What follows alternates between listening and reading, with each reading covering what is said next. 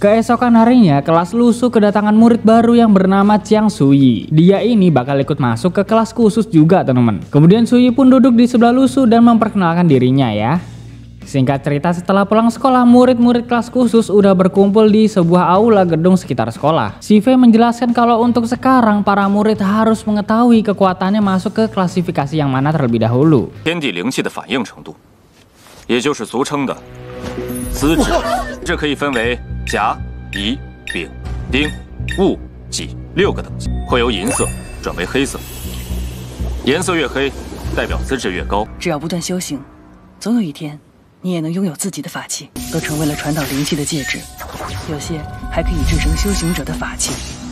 同时，一些特殊的自我修炼、突破人类极限的方式，是大量超能力的觉醒者，以及不可思议的生物现象。我们所处的环境突然出现变化，科学家在自然环境下，待会儿下课后，我会在班级群里公开大家的资质等级。Saat selesai pelatihan, diketahui kalau Liu Li dan Suyi lah yang memiliki rank B, sedangkan Lusu rank F. Nah, diejek lagi lah Lusu ini gara-gara posisi dia berada di rank terendah ya. 都比吕树强。吕树他一个几级资质，是咱们班倒数第一啊。他们这么说你，你不生气吗？ Bagus Lusu, ini aku demen MC-MC yang kayak gini nih, nggak lemah gitu mentalnya guys. Saat sampai di kontrakan, Lusu pun kembali memakan buah merah lagi ya, dan ternyata itu adalah buah terakhir. Lalu tingkatan selanjutnya itu adalah makanan tahu busuk tapi rasanya enak di mulut ya. Kalau misalkan kalian pernah makan pare, mungkin kayak gitu kali rasanya guys. Jelas Lusu ini langsung ngegaca terus kan, dan setelah lama banget ngegaca ya, akhirnya dia dapat scroll kekuatan kembali. Tapi kali ini scroll itu nggak sengaja masuk ke Xiao Yi guys. 终于，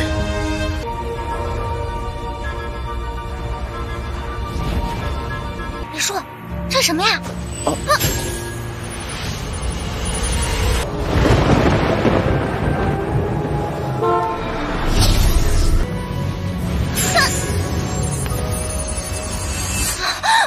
？Kekuatan Xiao Yi akhirnya bangkit guys, tapi ini kebalikan dari spiritual bintangnya Lusu ya. Punya Xiao Yi lebih gelap pekat, sedangkan Lusu itu bercahaya ya. Nah, saat Lusu di kamarnya, dia itu kepikiran buat jual-jualin ini tahu busuk guys. Lumayan kan, harganya itu bisa lebih tinggi ketimbang jualan telur rebus aja. Kalau misalnya tabungannya Lusu udah cukup, dia bisa nyekolahin Xiao Yi guys. Keesokan harinya saat Lusu ingin pergi ke tempat dagangannya, dia bertemu dengan seorang kakek-kakek ahli pedang, yaitu Li Xianyi. BTW dia ini berada di rank atas ya teman-teman, rank B lebih tepatnya. Kakek Li mengajak Lusu untuk latihan pedang-pedangan, tapi Lusu menolaknya. Jelas kakek Li ini marah ya.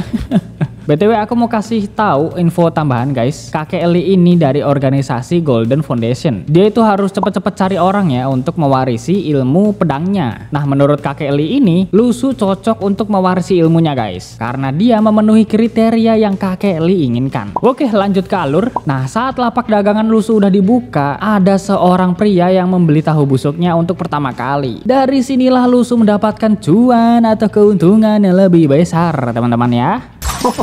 比卖鸡蛋赚的翻了1倍啊！5块钱你买不了吃亏，买不了上当，快来看一看！1块5一个，3块钱2个，10块钱6个。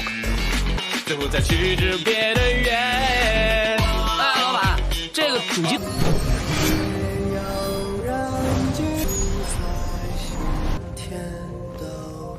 啊？这是？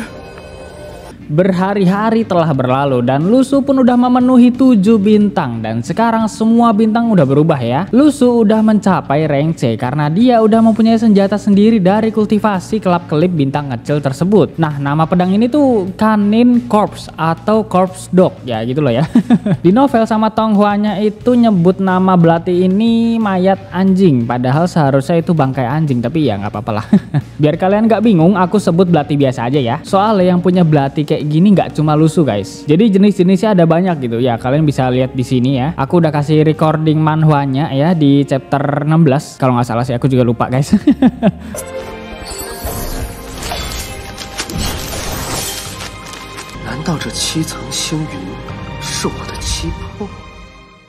Keesokan harinya saat di sekolah, para siswa kembali heboh karena kekacauan terjadi di mana-mana. Kali ini adalah kasus perampokan sebuah bank dari orang-orang rank D dan E. Sekarang makin banyak orang-orang yang kekuatannya telah bangkit. Jadi ini kesempatan bagi mereka untuk berbuat jahat, guys. 这种觉醒者犯罪分子， 昨晚鄂州有3名觉醒者合力抢劫了一家银行总行的金库。 Saat pelatihan, para murid kelas khusus diberikan batu spiritual agar bisa dengan cepat meningkatkan kultivasi untuk mencapai rank teratas, guys. Tapi saat Lusu mencobanya di rumah malah bentrok ya. Batu spiritual itu bentrok sama belatinya Lusu gitu. Soalnya belati ini nggak mau nerima itu batu kan.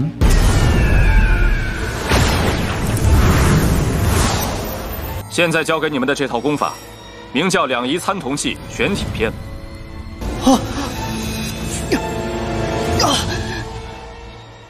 Keesokan harinya seperti biasa, Lusu mau ke lapaknya buat dagang tahu busuk. Lalu dia kembali melihat kakek Li yang sedang berlatih pedang. Tapi Lusu tetap cuek ya.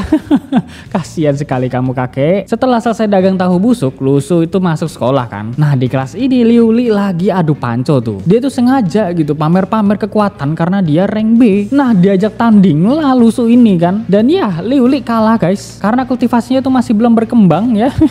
Beda jauh sama Lusu gitu. 不好意思啊，我左手劲儿大，咱们换右手比比。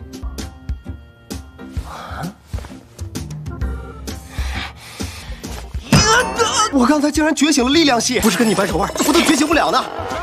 Saat malam hari Lusu merasakan hawa negatif kembali. Tapi ternyata pas Lusu ngintip di jendela, ketua jaringan surgawi yaitu Nighting datang ke rumah kakek Li. Jelas Lusu kaget ya, karena dia nggak nyangka kalau kakek Li punya hubungan sama jaringan surgawi. Kemudian Lusu ini menguping pembicaraan mereka. Tujuan Nighting datang ke sini untuk meminta bantuan kepada kakek Li agar dirinya bisa ikut andil dalam mengamankan negara dari sekelompok mata-mata yang memiliki kekuatan super. Karena di negara Cina ini masih banyak reruntuhan yang belum dijelajahi. Kalau mata formasi sampai jatuh ke tangan yang salah, maka akan menyebabkan kekacauan dunia. Sebagai gantinya, Nighting akan mencarikan kakek Li sebuah obat. Untuk sekarang kakek Li ini menolak tawaran Nighting ya. Kemudian Nighting ini berpesan kalau di jaringan surgawi masih ada tempat terbuka untuk diduduki oleh kakek Li kapanpun. Jika dirinya bener-bener pengen bergabung ya. Jadi semoga aja pas mereka bertemu dengan kakek Li kembali, gak akan menjadi musuh, melainkan menjadi rekan kerjasama untuk melindungi negara. BTW tambahan lagi guys dari manhwa dan novelnya ya.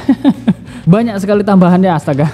Kakek Li ini ya teman-teman satu-satunya orang yang bener-bener berilmu tinggi gitu. Dan organisasi Golden Foundation bener-bener bekerja dengan baik di bawah kepemimpinannya. Tujuan Golden Foundation itu menjaga perdamaian dunia, sedangkan jaringan surgawi cuma menjaga perdamaian negara. Sebenarnya tuh di bawah jaringan surgawi ada lagi guys, yaitu jaringan bumi. Kalau di manhwa nyebutnya itu Darknets sama Snarets. Darknets atau jaringan surgawi diisi sama orang-orang dari rank C sampai rank A. Sedangkan Snarets atau jaringan bumi berisi orang-orang dari rank F sampai D. Karena aku nggak mau bikin kalian mumet ya, jadi aku tetap panggil jaringan surgawi aja yang isinya itu ada dari rank F sampai rank A begitu. Oke lanjut. Setelah obrolan ini selesai, Nighting dan yang lainnya pun pergi dari sana. Karena Lusu mendengar percakapan mereka, dia pun langsung berencana untuk belajar pedang sama kakek Li ya guys. 这位天罗跟李贤义的关系挺好，那跟他学剑应该不会有麻烦了。黑风一的头头之一，B 级的大高手，他们什么时候能到 B 级啊？快了。 Keesokan harinya Lusu pun langsung nyamperin kakek Li dan minta diajarin pedang-pedangan teman-teman. Tapi karena Lusu mengatakan kalau dia lagi kesusahan tentang sesuatu, jadinya kakek Li ini maulah buat membantu menyelesaikan masalah Lusu. Yang penting dia tuh mau belajar ilmu pedang aja udah cukup gitu bagi kakek Li guys. Ternyata kesusahannya gara-gara Lusu bingung ngajarin pelajaran ke Xiaoyi. Sebenarnya Lusu ini nggak bingung sih, cuman ya sengaja aja gitu. Yowes terpaksalah kakek Li ini mengajarkan Xiaoyi setiap hari. Ntar kalau misalnya ditolak malah Lusunya nggak mau belajar pedang-pedangan. Serba repot emang. 吕小鱼，吕小鱼，快出来！出来！的难处，我可以帮你解决。啊，真的吗？真的。你去老爷子家，由他监督你写作业啊。